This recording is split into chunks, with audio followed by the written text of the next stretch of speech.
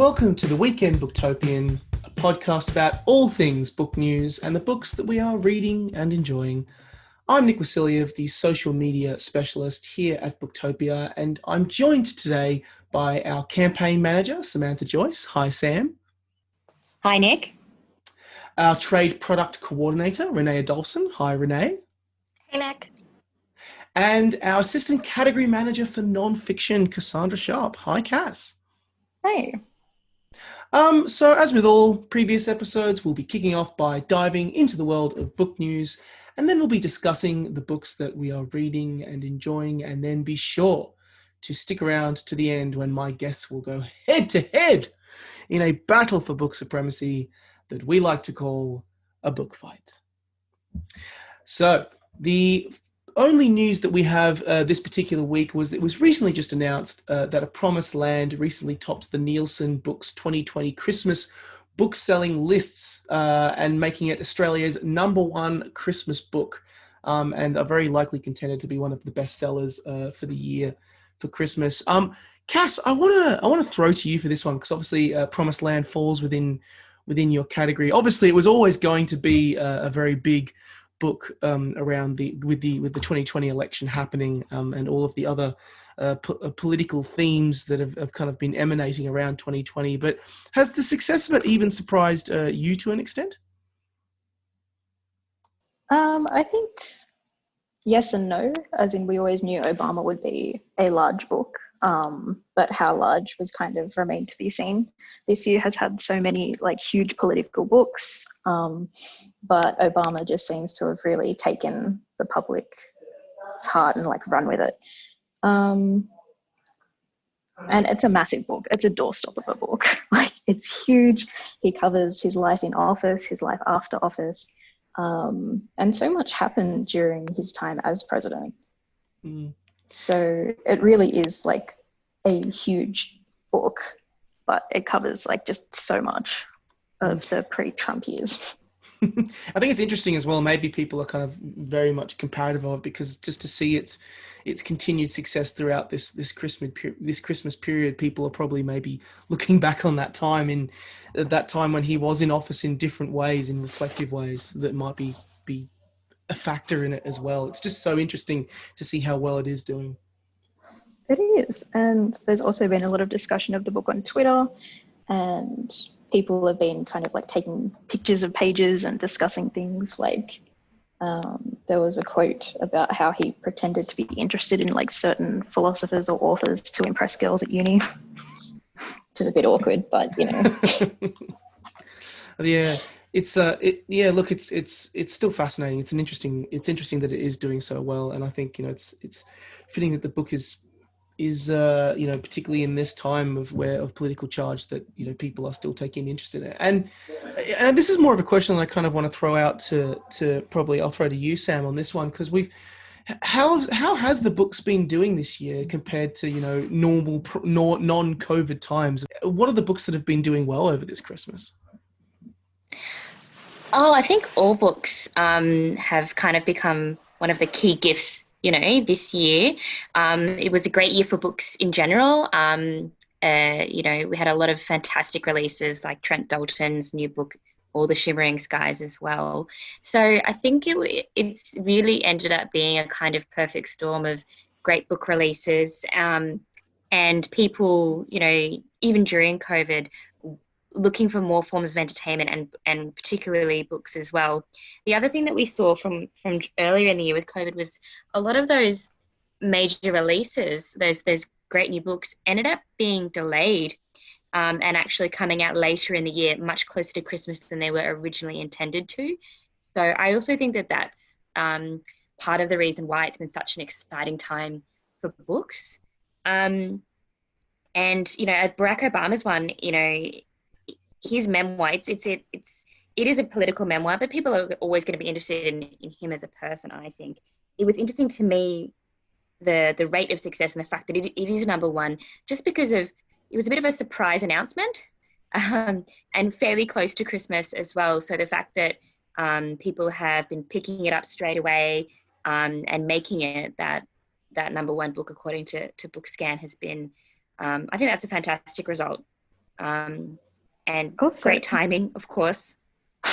And it's only volume 1. You know, there's going to be a yeah. second one. And the cool thing about it for me is if you want to listen to his dulcet tones, you can, because he narrates the audiobook himself. That would be So amazing. I think that's really fantastic that you can listen to him tell his own story. So yeah, it's been an interesting year, and you know what? If you're a reader, it couldn't be a better Christmas, I think. I'll be looking under the tree, that's for sure. Going off what you said, Sam, I think he announced the book in like the very start of the election campaign or something. Like it was a time where everyone's eyes were sort of on America and how the two candidates would go. And then Obama was like, my book's coming out. So it was definitely, it was a bit like, oh, surprise. definitely a bit show-stopping. You've made me now want to pick up the audiobook because he's such an eloquent speaker, and I know that his beautiful dulcet tones would, his ability to speak is just incredible. But yeah, it's a fascinating time in book sales, especially over this Christmas period, and it's interesting to see the books that people are gravitating towards. Yeah, that's what I reckon's book, went off as well. That was another sort of COVID, I guess. He had all those videos. I enjoyed them, myself. I loved, watching his funny videos. So yeah, really pleasing to see that his book that came out just in time for Christmas. I've seen that one. That one really went gangbusters from what I could see. He has a lot of fans. Good on him. That was a big surprise, and I've actually got a copy of it waiting for me on my desk in one of those present boxes, I think. But yeah, I think it just really exemplifies what Sam was saying, where this year has been so different and so unique in COVID and just people's buying habits and watching habits, that it's let bestsellers shine that maybe would not have traditionally. But yeah, like from Nat's TV shows and like shorts on YouTube and Instagram, you really get a sense of his sense of humor. And I'm looking forward to finding out more about him in the book. Yeah, it goes to show it's been a crazy year, and to see those books do well, it kind of reiterates that even in the age of technology that we're in, there are some things that'll just never go out of style, and books are one of them. There's that connection with it is so fantastic. Awesome. So that's our only main kind of news point for this week, but we'll dive in now to the books that we are reading and enjoying. And I'm going to throw to you, Renae, first in this particular regard. What have you been enjoying over the last few months? So one of the books I want to talk about that I've been enjoying over the last week is a book called Just Ignore Him, which is a memoir by British comedian and actor Alan Davies. So some people might know him from QI or from Jonathan Creek. That's where I knew him from. And he basically retells stories from his childhood, and he does it with such a clarity and a childlike innocence, as well as a bit of absurdity, which makes this novel really compelling. And Davies' memoir, he kind of revisits some trauma from his childhood. So he lost his mum to leukemia when he was just 6 years old. And then he suffered abuse at the hands of his father quite soon after, which is quite surprising for people that know him as this public figure, and he never really talks about these kind of things in his stand-up or in any interviews. You never heard about this prior to the book coming out. And basically most of the story takes place in the 1970s when Davies is quite young, and it explores sexuality, sibling rivalry, and this humiliating points where he has kind of accidents that occurred due to this abuse he suffered. And he makes connections between these events over 40 years after they happen. And he kind of uses humor to soften the blow, which is quite an interesting way to kind of retell and reveal this trauma with such a comedic voice. It's really unique, and it makes it very interesting and kind of shows the complexity of Alan Davies' character and his humor itself. And he also kind of gives a voice to the voicelessness he experienced when he was a child going through this. And I think the story in itself, the aim of it was to tell a story to kind of encourage other people to be able to tell their stories and not feel that you can't speak about these things anymore. It kind of just gives people these other dimensions and a bigger understanding of the resilience that people can have So it really is a truly fantastic read. Yeah, I've heard, like, I'm a big fan of Alan Davis, and I think his, like, and we always, similar to you, I grew up with a lot of, Jonathan Creek and all of, and, QI, and he was always, like, he puts up such a great front in terms of how he presents himself as a comedian, his style of humor being that kind of self-deprecating, but also really witty and funny. And I was so surprised when I heard about this book. Yeah, And definitely. I was in the same position. I think it's true for a lot of comedians. They kind of come from, these traumatic pasts, or like these difficulties that they don't show in any of their work. But it kind of, once you hear these stories, it kind of helps you piece together exactly how their comedy works, or how it kind of manifests itself in how you see them now, which is really, really interesting. yeah, it is. It is. It's so fascinating that how people can often use that world of comedy to actually kind of, hide or manage severe personal pain. But yeah, fantastic. Yeah, definitely. Mm. I also dipped into Matthew McConaughey's Green Lights after I heard him on the Joe Rogan podcast. All right. I know. Are you Can't doing the help audiobook yourself. for that one? I don't think I could do it. I don't think I could. I think I'd be so distracted by Matthew McConaughey's voice that I wouldn't be able to focus. Yeah, it's a captivating voice. So you get transported to some places with that voice. You definitely do. But yeah, that's also a great read for a different reason. He had a very interesting upbringing as well. Like, his family unit was quite a unique one, in that they were very supportive and very sharing, and it kind of gave him the platform to be confident and very vocal, and kind of take opportunities as they come, and really be a driving force for his own success. So that one's also a great nonfiction title to read. I'm loving the theme coming through here. You're looking at, like, that autobiography space. Yes, it's very odd for me, because I'm always contemporary fiction. I've always been contemporary fiction. And then for some reason, I've kind of diverted myself.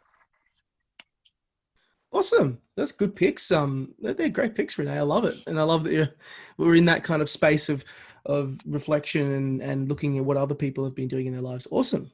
All right. I'll throw over to Sam now in terms of what have you been reading, and I'm very curious to hear, because every time you are on the podcast, you throw out something that is completely left field that I would not expect. What have you been reading over the last few weeks? I guess I don't think it'll be too left field today, at least not for me. Yeah, look, I guess I was a bit of a reading slump for a little while.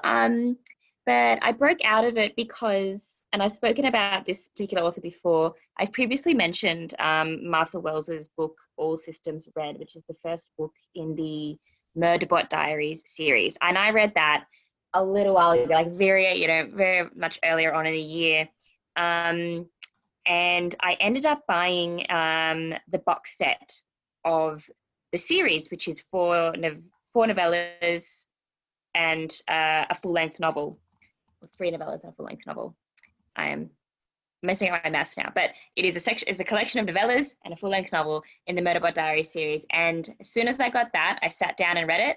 And then when I finished it, I started it again pretty much straight away. I had to keep going. I just could not get enough. So Renae, if and Cass, if I'll let you in on this one. The Murderbot Diaries is a science fiction series set in the not too distant future, where the main character, Murderbot, is a sec unit, which is kind of a human robot hybrid whose job is to provide security. They're basically owned by companies, but this particular sec unit has hacked their own code, and they've freed themselves from the shackles of their, corporate slave masters, basically. And it's their journey, and this is a being discovering themselves, discovering their personhood, who is on the run from the company that owned them, and really just wants to watch soap operas and dramas and just be left alone. but along the way, they meet some people. They learn more about themselves. They make friends. And I vibe this series so hard. I vibe it so hard, guys. It's, Secunit, dealing with emotions, that they're learning along the way. Doesn't like to be touched, so dealing with kind Isn't of, that a mood? human interaction and all the humans who are, I'm relating just, to this too much, Sam. I'm Yeah. relating to it way very too touchy much. people. We're all Murderbots on the inside. Found family, like lots and lots of found family, lots and lots of sarcasm, great action, and just a really cool setting. I'm really fascinated by the world that Martha Wells has created, where you have this dichotomy of this super corporate future, where you have planets that are owned by corporations, where you have people who indenture themselves for their entire lives. And on the other hand, you have planets that were able to sort of free themselves from that, or separate themselves from that, their independence, who kind of live in, I guess, a society where everyone takes care of themselves. It's unthinkable to pay for something like food or water that you need to live. Everyone just supports each other.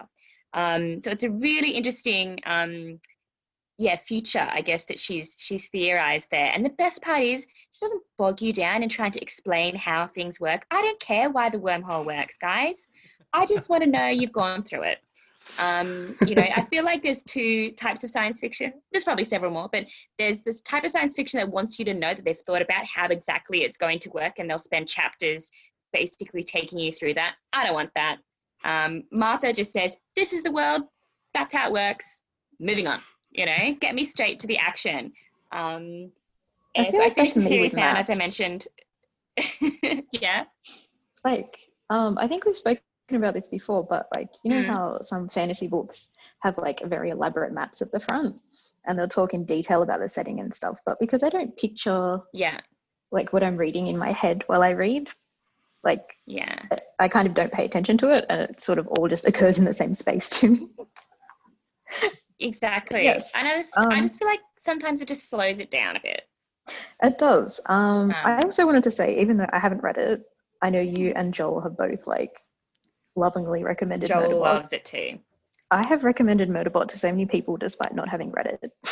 I'm recommending it to people on Tinder now. It's like, what books should I read? And I'm like, what kind of books do you like? You might like Murderbot, or like The Witcher, or a bunch of other things. It's so good, and I love that it's it starts with novellas, because it gives you a little snapshot into this world and into this character, and it helped me get back into reading, I think, because I found a novella a little bit less of a barrier, I guess, like now. But while I finish the series, and very exciting news, the next one's coming out in April, so I just have to wait until then. Oh, way. Geesh. I know when it does come out, I'll make a note in my diary just to not disturb you in any way, shape, or form, because even when like we're supposed to be working, you'll just be like, nope, priorities. Sam, what if we do like a little read along? Yeah. So, like, I can read it for the first time and you can reread it for like the 8th time, and the new one comes out. Yeah. Yeah.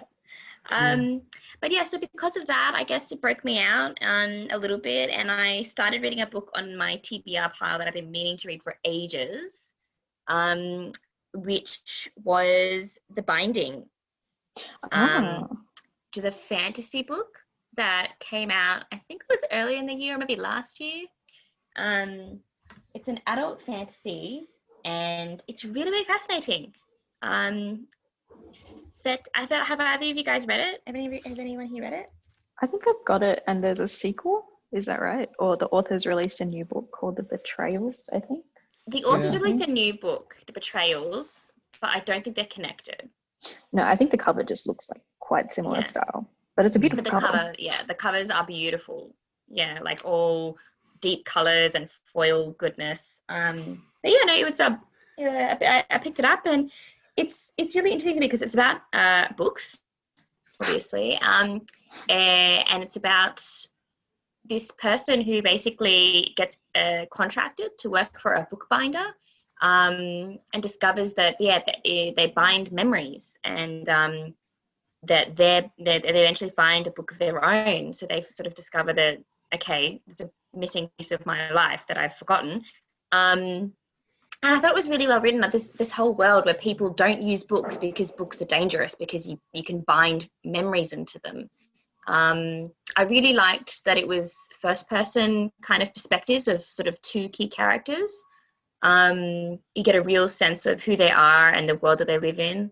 It was really good, I guess, lead up to the core action and core twist, but it wasn't like it came out of nowhere. I think the author did a really good job of just kind of laying the groundwork, for the big reveal.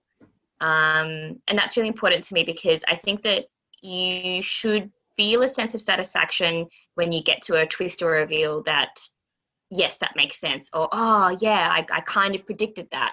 I think if it comes out of nowhere, you sort of question its validity a bit. So there's just got to, I feel like the author does a really good job when they just lay a couple of hints without giving it away. And it was fascinating to me because, it's a world we recognize. The only kind of difference really is that there's this one element of magic, which is the books. But I quite enjoyed it, and I would definitely recommend that one to anyone who loves a good fantasy or speculative read. Pity that Mark's not on the podcast, because I know that with those all of your selections, he would have just been going, "Oh, okay, oh, hang on a minute." Any mention of Murderbot, he sings its praises quite a bit, and I know that he would be a sucker for anything like The Binding. But yeah, who have I got to harass on Twitter to make it a Netflix series? Like, Probably just the boss of Netflix, Mr. Netflix. Make this a thing. I think his name's Bill. Yeah. Bill Netflix. Bill Netflix. Yeah, Bill, you just get him, just have a chat to him, just be like, yo, can you do it? And he'll just be like, okay. And then yeah. If only it was that easy. I hope so. One day. Indeed. Those are amazing picks, Sam. Thanks so much. Cass, what have you been reading as of late? Hello. Well, going off what Sam just talked about in terms of a book that's for people who love books, I read Pages & Co., which is by Anna James, and it's a middle grade book, and it's delightful. It's for people who love stories, who love books, who love bookshops. It's about this girl named Tilly, and she lives with her grandparents, and they also run a bookshop called Pages & Co. And her life kind of gets turned upside down when she finds that characters from her favorite book are coming out of the book. And she's trying to solve a mystery. And she meets a boy named Oliver, and they become friends. And it's really sweet, and it's beautifully written. And yeah, it's just a celebration of books and people who love reading. And it's like, even though we're in summer, it's got the coziest atmosphere. Like, you just want hot chocolate and to like curl up with a blanket and this book. It was gorgeous. Highly recommend. And at the moment, so I finished that. That got me out of my reading slump, because I'm like, I'll just read like 3 pages, and then I ended up at page 70, and I was like, it's time to go to bed. What else? So at the moment, I broke my reading slump again, because it comes back, with a NetGalley arc, and it's called Draw 62 Things in Nature and Make Them Cute by Hee-Kyung Kim. And it's a guide to doodling cute little natural things like seashells and rocks and trees and pears and all sorts of things. And Hee-Kyung gives you an example and a couple of ways to add some personality to your little doodles. And then with the printed book, since I have an e-copy, you can add your own on the other side and just mix it up like that. And as someone who does draw and who like puts a lot of pressure on myself to make it like really good, it just was a fun way to kind of break things up and like remove a lot of that pressure. Yeah. What else am I reading? I'm also reading another NetGalley arc for Candy Hearts by Tommy Siebel. So this, I feel like it would make more sense if I showed you a picture, because you'll know the memes when I show you in the group chat in a sec. But basically, this comic creator, he did a daily comic, and one day he decided to use candy hearts. as a way to express like people's inner feelings and stuff. And they've been memeified, but a lot of them are just like very relatable stuff about relationships. And yeah, I'm like halfway through that, and I'm just bookmarking everything. I'm like, I want to talk about this. I'm just loving that you're all that like you're doing this and you're doing that and you're doing everything. And I'm all also over the place. no, it's amazing. I love it, and I also love the theme that like similar to the binding with Sam. You're reading a book that also talks about books and the entire book process as well. It makes me laugh. Yeah. So I'll drop some of those in the chat so you know what I'm talking about. But it's by Tommy Siegel. It's coming out in February next year. And I think it's very much for people who are also fans of like, what is it, the Strange Planet comics? Like those blue aliens and kind of those internet webtoons that you can share with all your friends and relate to. And the last book I'm reading that was in the Instagram post last week is Frostheart by Jamie Littler. And this was another suggestion I got from the YouTube channel How to Train Your Gavin. So he's a bookseller who specializes in like recommending middle grade books. And this is one of his favorite books, and so is Pages & Co. So I picked them up, and they are both really good. Frostheart is about a boy named Ash, and he's kind of an outcast in his village, and he keeps getting passed from person to person to look after because his parents have passed away in mysterious circumstances. And he has an ability to sing that he's not allowed to use. And all that changes when he does use it, and he sees a way out, but he's also trying to solve what happened to his parents. And he joins, they're kind of like a pirate crew on a massive sled, and they're called the Pathfinders, and they go between these like isolated strongholds and they trade goods and stuff. And they're just a really cool cast of characters, and I love it very much. And it's illustrated. He did all of his own illustrations. Like, so jealous. Cool. Oh, that sounds so cool. Just like all of the, I love that kind of creative space. Where like some of the ideas that are coming through here are just amazing. Like yeah, and you could totally see it as like a movie or something. Yeah. Oh, that's awesome. Thanks so much, Cass. You've done it again. You guys have done it again. You've now like made my to be read pile go through the roof. It's in the attic now, from the ground floor. We try. It's yeah. Thanks, guys. I love these recommendations. Love them. All right. So we are now at that stage of the show where it is time to dust up your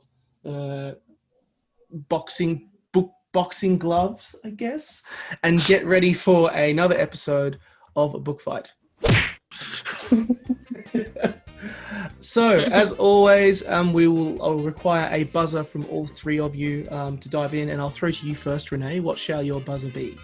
Well, traditionally, I would always use a title of the book I shared. So I'm going to choose Green Lights, because Just Ignore Him just seems a bit savage to everyone else if I scream that out. Beautiful. That's a good one. I like that. Sam, what shall yours be? I'll go with Murderbot. Love it. That sounds very aggressive.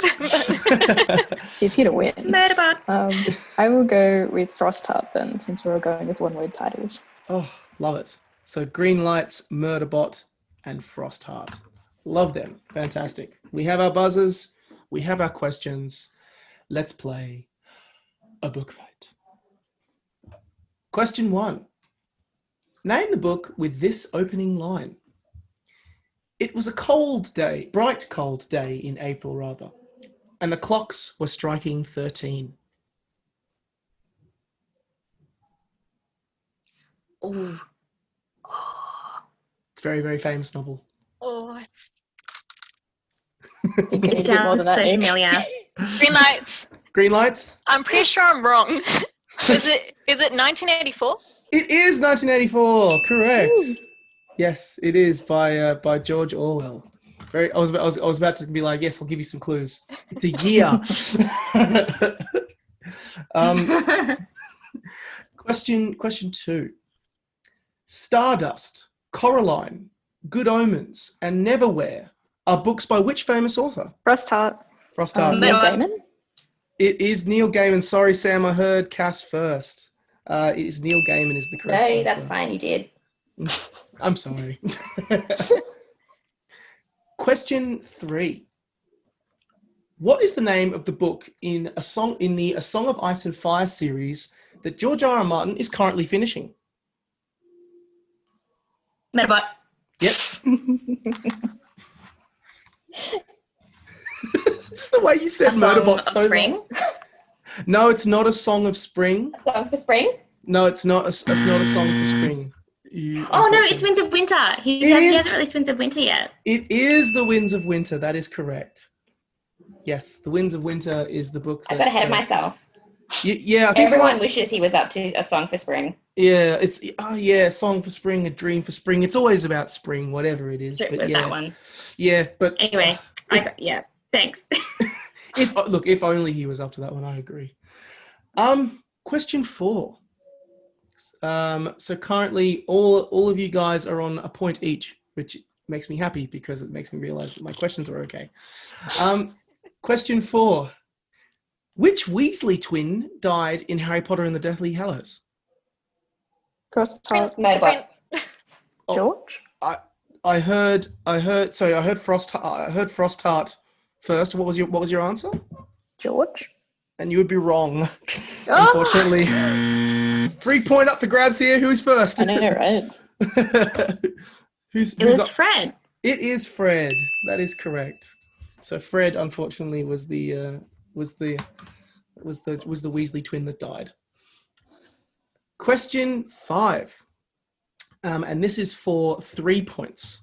Name this author, who I am, and an extra 2 points are on offer if you can name the author before I announce what the name of their first book.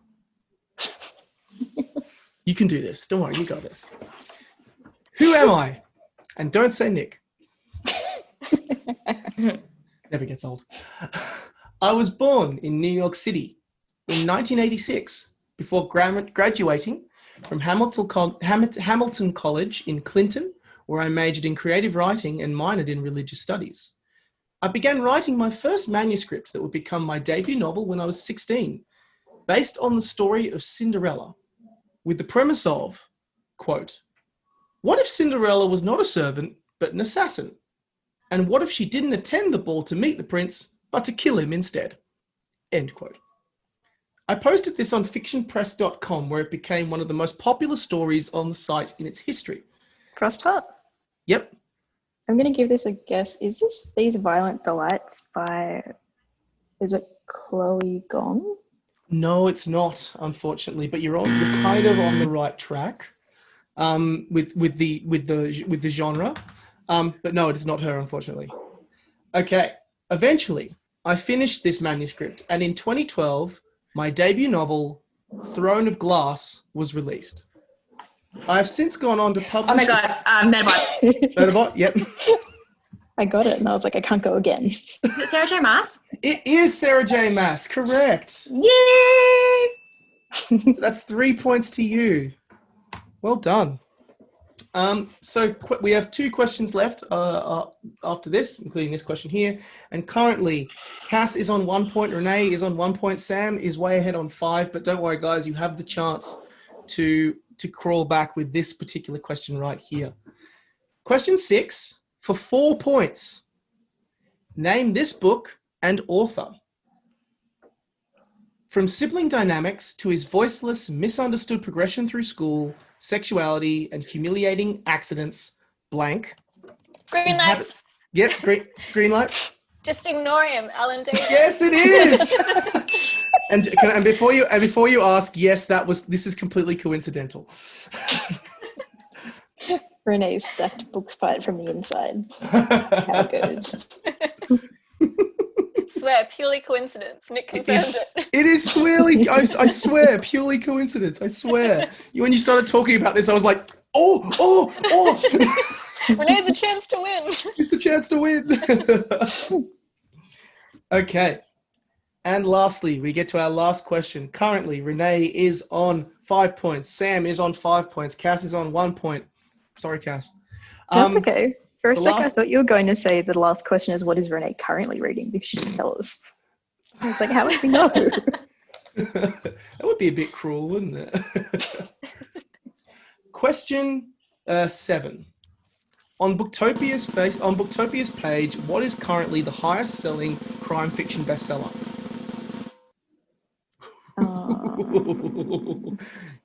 First Heart. Yep. Is it The Murderbot? Survivors? It's not. No, it's not The Survivors. You are so close. It's not The Survivors. Sam. Green lights. Oh, sorry. Sorry, I don't know who was first. It was Sam. It was Sam. Sam. I was gonna say, is it The Sentinel? No, it's not The Sentinel either. It is not The Sentinel. Green lights. Yep. Is it The Law of Innocence? No, it's not The Law of Innocence either. Okay, I'll give you a Cass was the closest. Like, she was so close in terms of the answer. Oh, Murderbot. Yep. Is it The Dry? It is The Dry. The movie correct. tie-in? It's Yes, the answer was, in fact, it wasn't The Survivors by Jane Harper. That's casually falling in at number 3. Clearly not doing well enough. But no, in fact, Jane Harper's The Dry is currently at number 1 as of right now on our crime fiction bestsellers.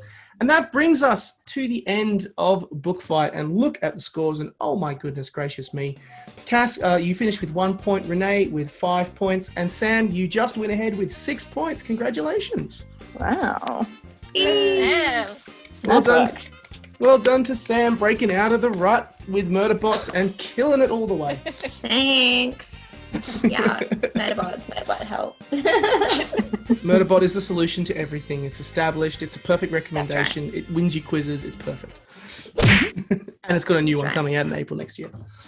Oh, so that will bring us to the end of the weekend Booktopian. Thank you so much, Renee, Sam, and Cass, for coming on. It has been an absolute pleasure, as always. So thank you very much, guys. Thanks for having us. Thank you so much. Thank you. So that'll bring us to the end of the weekend Booktopian, not just for this week, but for the year. We'll be taking a few weeks off over the Christmas break, but we'll be back better than ever in early January next year.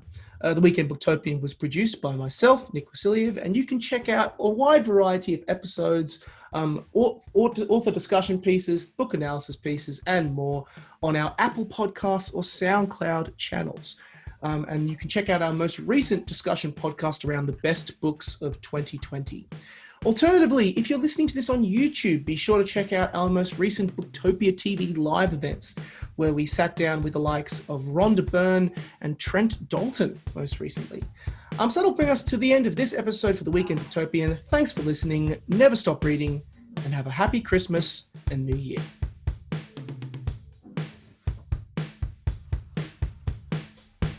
Thank you for listening to the Booktopia podcast channel. Don't forget, you can subscribe to us on SoundCloud and iTunes for free and get access to hundreds of author discussions, book analysis pieces, and more. Or, if your eyes need a workout, head to Booktopia TV on YouTube. Don't forget, for all books featured in this podcast and for access to a whole bunch of other fun content on our blog, head to Booktopia, Australia's local bookstore, at booktopia.com.au.